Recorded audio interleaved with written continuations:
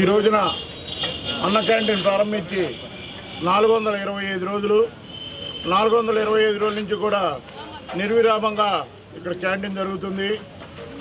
ఈ రోజున కీర్తిశేషురాలు నల్లమల్లి నాగ సీతా మహాలక్ష్మి జ్ఞాపకార్థం భర్త కోటేశ్వరరావు గారు మరియు కుటుంబ సభ్యులు, వీరిది బాపట్ల గ్రామమేను, వారు ఈ రోజున మనందరికీ కూడా ఈ అన్న కార్యక్రమం ఏర్పాటు చేశారు.